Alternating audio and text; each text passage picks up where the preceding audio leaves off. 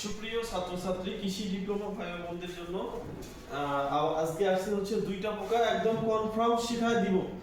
যে student class করে নাই, এটি এর বারান্দায় যায় না, সেই স্টুডেন্টদের জন্য আজকে ক্লাসটা, ঠিক আছে? আজকে দুইটা এসব পরীক্ষার জন্য দুইটা অত্যন্ত গুরুত্বপূর্ণ দুইটা পোকা নিয়ে আসছি আজকে। স্কুলের বারান্দায় যেসব স্টুডেন্ট যায় না তাদের জন্য 2 মিনিটে দুইটা পোকা একদম বিস্তারিত বর্ণনা শেষ, ঠিক আছে? প্রাথমিক অবস্থায় আসছে এটা ধানের বাদামি গাছ ফড়ি, এটা বলা হয় হচ্ছে বিপিএইচ, ব্রাউন প্লান্ট হপার, ঠিক আছে? এটা হচ্ছে আমাদের হচ্ছে গরিবের রোগ সৃষ্টি করে এই বাদামি গাছ ফড়ি, ঠিক আছে? এটা হচ্ছে আপনার 3 মৌসুমে ক্ষতি করে। একটা হচ্ছে বড় মৌসুম, আর একটা হচ্ছে রবি আমন, একটা হচ্ছে বড় মৌসুম, সরি একটা বড় মৌসুম, আর একটা হচ্ছে আমন মৌসুম, আর একটা হচ্ছে আউশ মৌসুম, ঠিক আছে? 3টা মৌসুমে এই পোকাটা ক্ষতি করে। এই পোকাটা এখন কিভাবে ক্ষতি করে?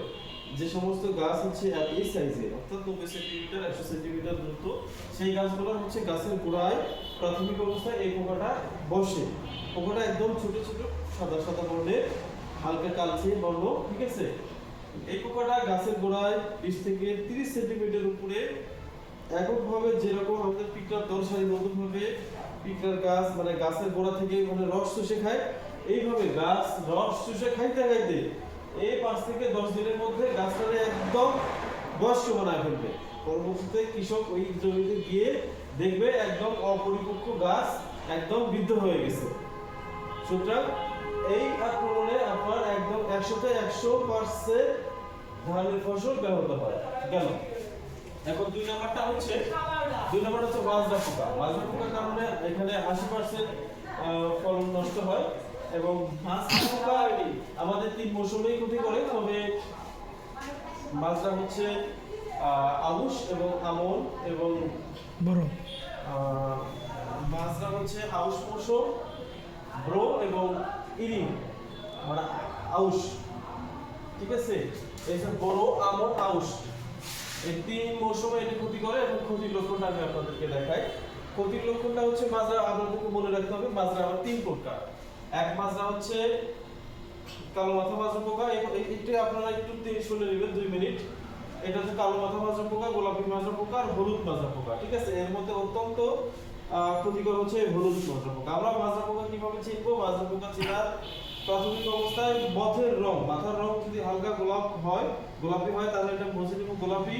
আর যদি মনে করি যে হলুদ তাহলে এটা হবে হলুদ, কালো হলে কালো, ঠিক আছে? এর মধ্যে সবথেকে ক্ষতিকর হচ্ছে হলুদ, ঠিক আছে? এখন মাজরা ক্ষতি করে হচ্ছে 2টা স্টেপে। মাজরা ক্ষতি করে হচ্ছে 2টা স্টেপে। একটা স্টেপে ক্ষতি করবে হচ্ছে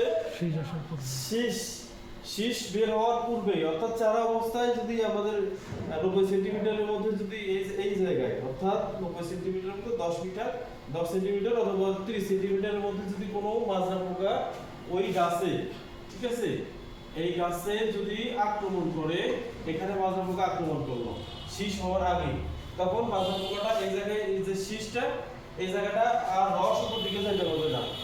অর্থাৎ কিছুদিন পরে এই গাছটা মারা যায় না, হেলে যাবে অথবা শুকিয়ে যাবে, ঠিক আছে? আর একটা হচ্ছে ওই যে যেটা আমরা ডেড হার্ট বলি এটা, আর একটা হোয়াইট হার্ট।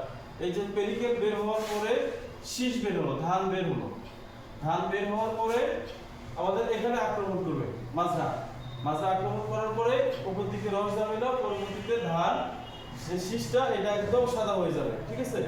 একদম সাদা হয়ে যাবে, পরবর্তীতে ব্যাপক পরিসরে ফলন ক্ষতি হবে। যদি হালকা, আর মূলত সাদা শীষ সৃষ্টি হয়, একটা ধানও পাওয়া যায় না, একদম সাদা শীষ হয়ে যায়, তখন এই জায়গায় আক্রমণ করে পরবর্তীতে শিশিরে মরে তারপরে ব্যাপক পরিসরে ক্ষতি প্রভাবিত হয়। তাহলে আমরা আজকে 2টা শিখলাম, একটা বাদামি গাছ ফড়িং আর একটা মাজরা পোকা। বিস্তারিত শেষ। ওকে, ধন্যবাদ। ভালো লাগলে চ্যানেলটা সাবস্ক্রাইব করবেন।